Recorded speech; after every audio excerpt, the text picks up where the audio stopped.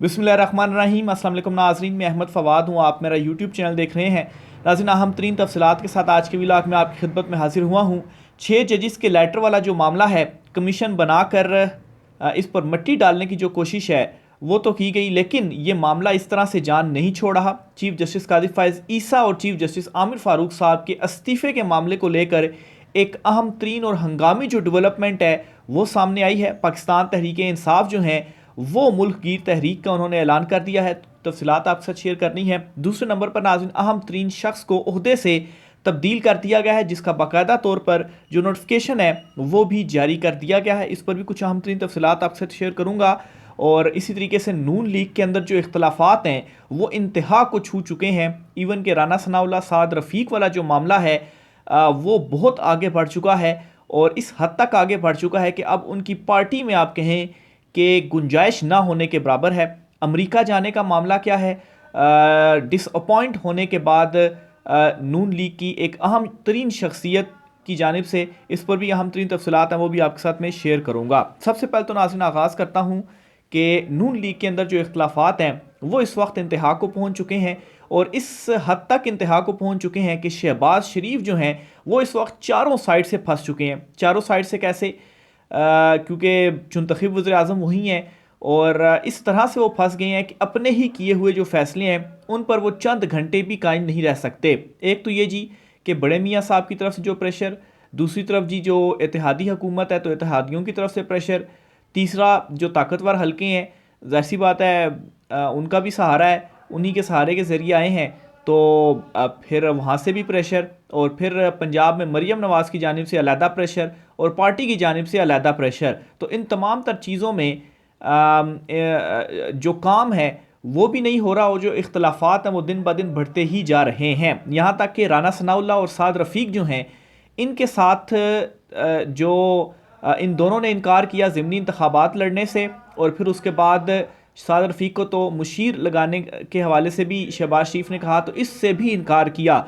तो इस पर क्या हुआ है कि शहबाज शरीफ इन दोनों से सख्त अब नाला हो चुके हैं, और साइड लाइन कर दिया गया है अब इन दोनों को। यहाँ तक कि राना सनाउल्लाह और साद रफ़ीक जो हैं उन्होंने वक्त मांगा एक मुलाकात का शहबाज शरीफ से, कि वो मुलाकात करें और मामलात जो हैं वो कुछ सुलझाव की जानिब जाएँ।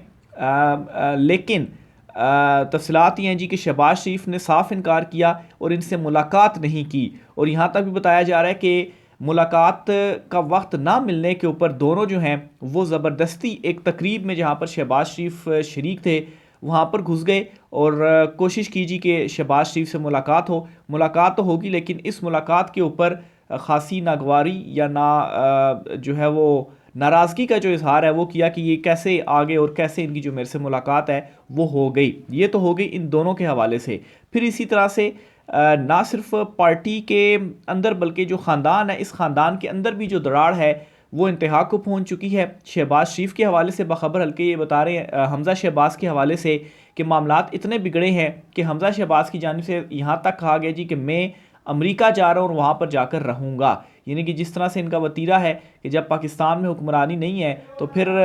दूसरे ममालिक में जाना है और वहाँ पर याशी करनी है, जैसे ये लंदन में नवाज़ शरीफ रहे, और इसी तरह से शहबाज हमज़ा शहबाज जो है वो अमेरिका जाने की बात कर रहे थे। खैर अभी तक गए तो नहीं है, लेकिन इस हद तक जो मामलात हैं वो मुस्लिम लीग नून के अंदर इस वक्त पहुँच चुके हैं। दूसरी तरफ नाजरीन, पीपल्स पार्टी के हवाले से भी खबर आपके साथ शेयर करता चलूँ। आसफा भुट्टो हैं, उन्हें इलेक्शन जितवाया गया है, एक ज़िमनी इलेक्शन में उनको इलेक्शन में खड़ा किया गया था, और ये हल्का है जी NA 207 का।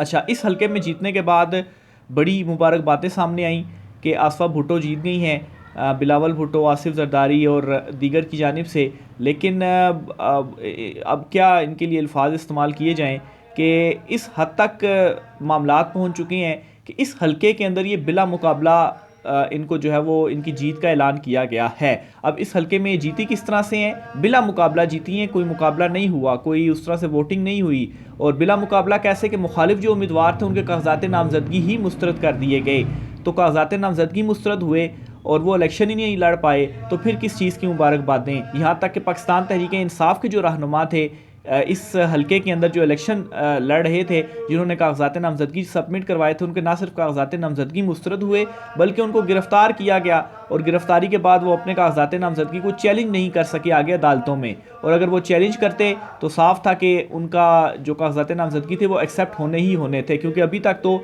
यही देखा गया है और यही मिसालें सामने आई हैं कि कागजात नामजदगी मुस्तरद होते रहे और उसके बाद फिर आगे अदालतों से जाकर या ट्रिब्यूनल से जाकर जो रिलीफ है वो मिलता रहा और जो कागजात नामजदगी थे वो एक्सेप्ट होते रहे। तो बहरहाल जी इस हल्के में इस तरह से इनको जीत दिलवाई गई और बिल आखिर जो जरदारी ख़ानदान है वो भी अब पार्लियामेंट में आसफा भुट्टो साहिबा जो हैं उनको भी ले आए हैं और ऐसे जो उनकी जीत है वो हुई है। NA 207 का ये हल्का है ज़िमनी इंतखाब, जहां पर बिला मुकाबला इनकी जो जीत है वो हुई है। तो बहरहाल जी दूसरी तरफ ये भी मामलात हो रहे हैं। इसी तरह से चीफ जस्टिस कादी फाइज ईसा और चीफ जस्टिस आमिर फारूक साहब के इस्तीफे के मामले के ऊपर बड़ी डेवलपमेंट ये हुई है जी कि पाकिस्तान तहरीक इंसाफ अब खुलकर सामने आ गई है और इन 6 जजों के मामले के ऊपर पाकिस्तान तहरीक इंसाफ ने ये क्लियर कर दिया है कि वो पीछे नहीं हटेंगे और इन 6 जजेस के ऊपर जो दबाव डाला जा रहा है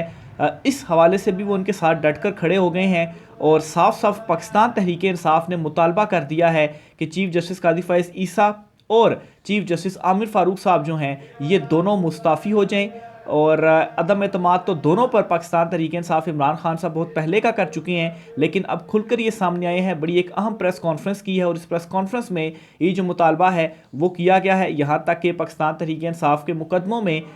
जो इन्हें रिलीफ नहीं मिला ये मुद्दा भी इन्होंने इस प्रेस कॉन्फ्रेंस के अंदर उठाया है। ना सिर्फ ये बल्कि जो रऊफ़ हसन साहब हैं पाकिस्तान तहरीक इंसाफ के तर्जुमान, उन्होंने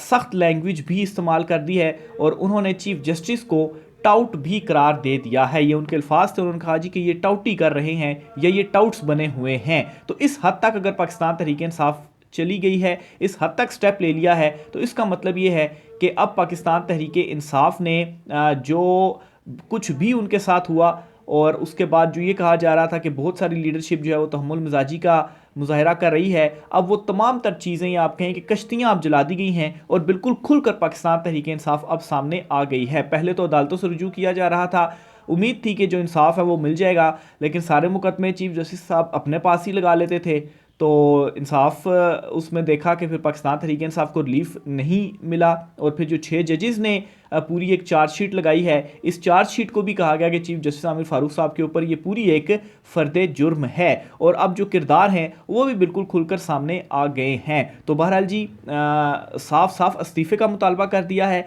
ना सिर्फ इस्तीफ़े का बल्कि ये कहा है कि मुल्क गिर तहरीक भी हम शुरू करने जा रहे हैं। ये भी जो ऐलान है वो पाकिस्तान तहरीक इंसाफ ने कर दिया है। तहरीक का माहौल बनना अभी से शुरू भी हो चुका है, पाकिस्तान तहरीक इंसाफ ने जलसे भी करने हैं और ईद के बाद एक बड़ी तहरीक का आगाज़ होगा और इसमें मौलाना फजल रहमान जो हैं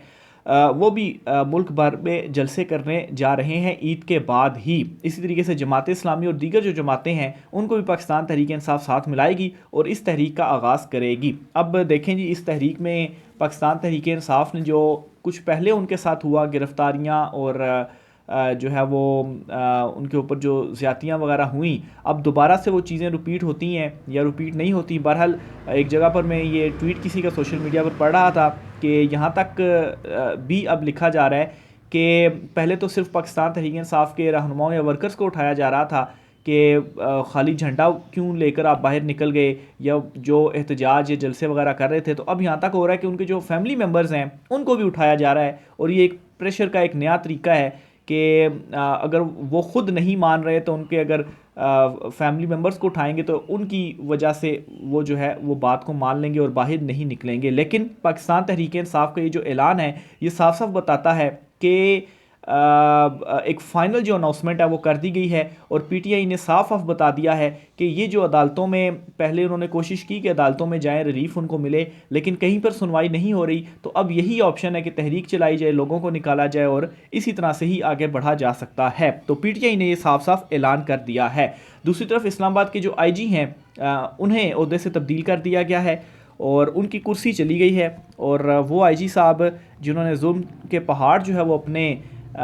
जो उनका दौर था वो तोड़ा, बिल आखिर उनके दौर का अख्ताम हो गया है और ये ओहदा था जब उनके पास था तो उन्होंने सब कुछ किया, अब ओहदा भी गया, इख्तियार भी गए और वही कहते हैं कि अब शीशे में ये अपना मुँह जब देखेंगे तो देख पाएंगे या नहीं देख पाएंगे। बहरहाल आमिर सईद अब्बासी साहब हैं, इन्होंने इस मामले के ऊपर ट्वीट किया और लिखा है जी कि आईजी इस्लामाबाद अकबर नासिर खान के दौर में इस्लामाबाद में इंसानी हकूक़ की पामाली हुई, लापता अफराद के लवाहिकीन पर बदतरीन तशद्दुद हुआ, सियासी बुनियादों पर मुकदमात दर्ज हुए, सहाफ़ियों पर तशद्दुद किया गया, जराइम की शरह में ख़तरनाक हद तक इजाफ़ा हुआ। अकबर नासिर का एहतसाब इस दुनिया में हो ना हो अगले जहां में ज़रूर होगा। तो ये जी इन्होंने भी थोड़ी सी आप कहें कि शर्म दिलाने की कोशिश की है कि ये कुछ आपके दौर में हुआ है, और अगर आप ये समझते हैं कि इस दुनिया में आप ताकत की बुनियाद पर आप बच जाएंगे तो चले, इस दुनिया में आप बच जाएंगे, लेकिन अगले जहाँ पर जो आपका एहतसाब है वो तो फिर होगा, फिर वहाँ पर कोई बचत नहीं है, वहाँ पर तो जो इंसाफ है वो होना है। और आपका जो दौर था वो अब ख़त्म हो गया, इतना सा दौर है और इतने से दौर में आपने क्या कुछ कर गुजरे आप, और ताकत के नशे में आप कहें या आप ये कहें कि ज़िंदगी का भी कोई भरोसा नहीं है। थोड़ी सी छोटी सी तो ज़िंदगी है, कितना अरसा इंसान जो है वो ज़िंदा रहता है और वो भूल जाता है सब चीज़ों को, लेकिन मरने के बाद आखिरत में और उस जहां में जब एहतसाब होगा तो फिर वहाँ पर तो कोई जो चीज़ है वो ताकतवर या ओहदा जो है वो फिर काम नहीं आएगा। बहरहाल जी IG इस्लामाबाद नासिर इकबाल को तब्दील कर दिया गया। IG अकबर नासिर की तब्दीली का नोटिफिकेशन जारी कर दिया गया है। इनकी जगह पर सईद अली नासिर रिजवी को IG इस्लामाबाद तैनात किया गया है। अकबर नासिर 21 मई 2022 से IG इस्लामाबाद तैनात थे। तो देखें जी, अब सईद अली नासिर रिजवी हैं, ये IG इस्लामाबाद आए हैं। अब ये अपने ओहदे के साथ क्या करते हैं ये तो अब आगे आने वाला जो वक्त है वो बताएगा। इसी तरह से नाजरीन, पाकिस्तान तहरीक इंसाफ के हवाले से आपको बताया मैंने कि वो खुलकर अब सामने आ गई है और उन्होंने किसी तरह से भी अब